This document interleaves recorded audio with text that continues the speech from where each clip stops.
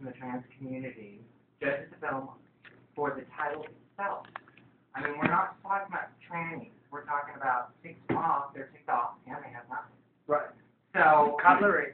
You filmed this with the LGBT community in Dallas, Yes.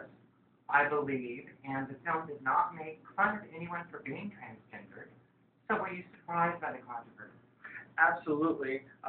But then I realized that the people that were protesting had not seen the film, so I kind of understood.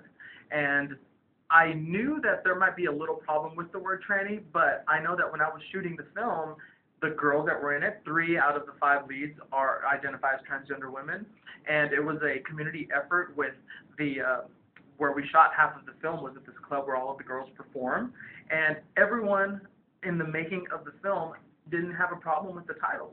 So I thought, oh, what's the big deal? Okay, it's just like queer. Some people like it, some people don't. It's no big deal. It wasn't until we got accepted, into the festival, and then it just exploded. So it was really unfortunate, but yeah, it was a little surprising that it was to the extreme it was. Yeah, well, I think people just like to bitch. I mean, there's pollution and there's hunger in the world, for God's sake. So they just need to chill out. Yeah, like a bitch about Edna or something important, Like there's so many things right now that people could be doing to help in the trans and the T with the LGBT community, and to bitch about a movie that you haven't seen, it's like it's stupefying. And the thing is that the people bitching are people who are, if you Google them, it's all the, don't give them the Google hits though, they live for it. It's all stuff about them complaining about things. They don't create anything.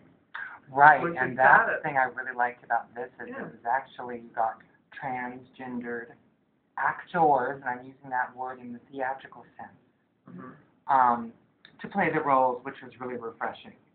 And you wrote, directed, and operated the camera. Was it the main primary camera? Yeah. So you really had control with your vision.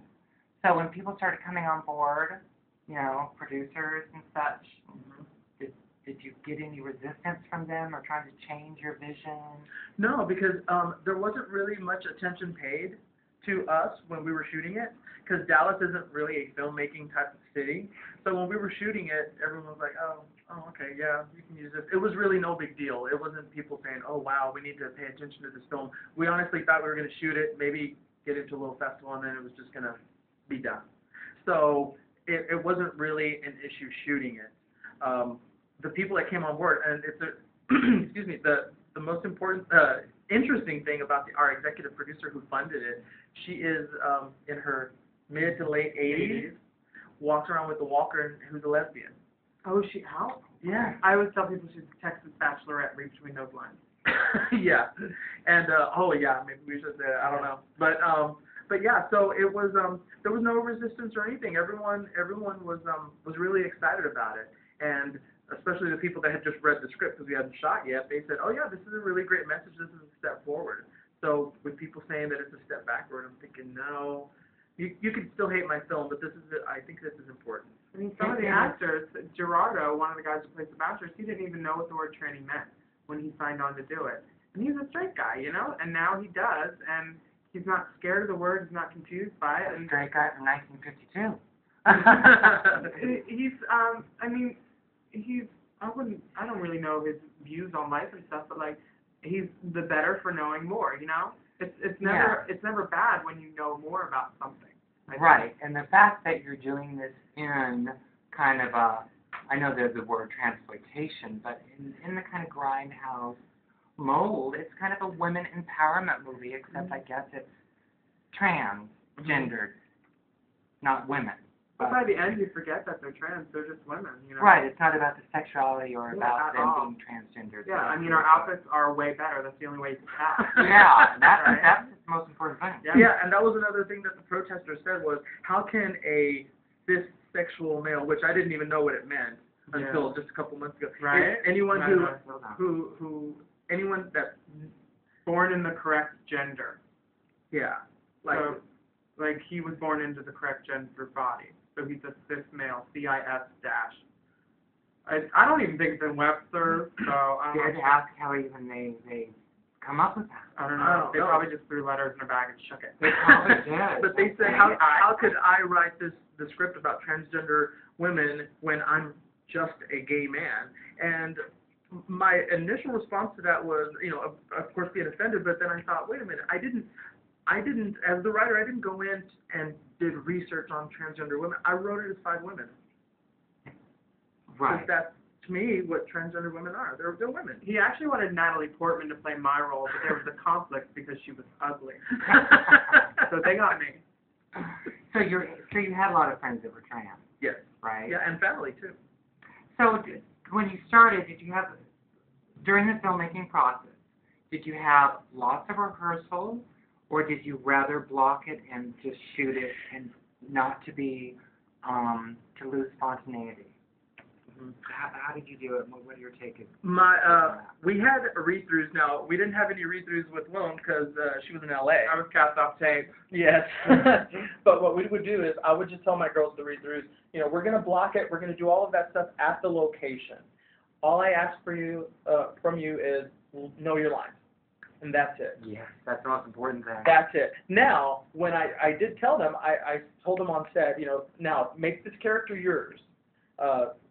Get their personality and then add your own and throw in things. And oh my, if I only knew what I just, if I only prepared what that meant, because especially Willem and some of the other girls, they ad-libbed and added their own spin to it, and it made the dialogue so much funnier and so much more fun.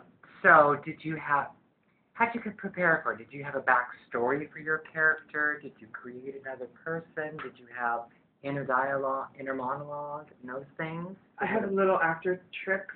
My character was inspired by Nichelle Nichols in Chuck Turner. She plays this madam of these girls in the 70s. It's a blaxploitation movie that she says mean things, but she just says it because she's stupid. She doesn't mean to be mean. She's just... No one does. Yeah. So that was that. And I would whenever I knew the camera wasn't on me, the same character for the other girls, or even when it was on me for my close-ups, if I wasn't talking, my character decides not to listen to people and just zones out, and she does mental grocery lists Lady Bic, bananas. So you actually were thinking those things. No, yeah, oh, okay. All the girls are... It looked like it. Yeah, all the girls are performers. I act as a profession. I'm not a showgirl as much as them. So I'm used to it. I've taken classes and all that bullshit. Yeah, and it really does show because, when you're not saying anything, you're thinking things. Every time you move or have an action, it's Yeah, acting is not just about good lighting and acting. It's about real. So let's talk about the makeup. Was there a makeup artist? Did you all do your own makeup? Our makeup artist was also the woman who played the sexy nurse. Oh, wow. She had double duty then. Yeah. She has double D's on them double duty. Jiggle City. With milk. So as far as milk. the details with the makeup, I don't know. Yeah, would be your question. A lot of it was all supervised by her, and she would help us with touch-ups and stuff like that. But we mostly did our own. And you put your own eyelashes on? Yeah. Yeah. Crystal was sometimes lazy, and she made other people do her makeup, but she was the lead. She had a lot of shit to do, and she pulled it off. But everything was pretty much supervised by Chase, and she had a vision, and we talked. But it was pretty much here. I would throw my makeup on the floor and just rub my face in it and hope for the best. There you go. Yeah, and it turned out okay. Yeah, I'm the funny one. I don't have to be pretty. In the revenge scene, Chase did tell me, she said, I want it to be very detailed, intricate makeup. And I thought, oh, that sounds great. Now, of course, I think it I was sounded a smart one because I'm not doing that. I'm wearing a veil over my face because my contour would run. It was 100 degrees. Yeah. And you can't have AC on because of the heat and the sound issues. And the sound. So how was that with continuity? Oh, it was all the makeup. It was pretty difficult for Chase. I was behind the camera, so I didn't know all of that stuff, but I know that it was so unbelievably hot that I had salt on my clothes because I would sweat and then it would dry and then I would sweat again. Because it was July in Dallas. And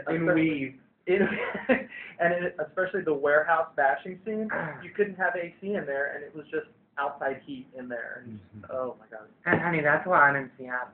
Because I like it mild. We're very spoiled. I like it between 68 and 73. Oh, that sounds Anything lower is wonderful. too cold. Anything too much. That's my thermostat at my house. I do too.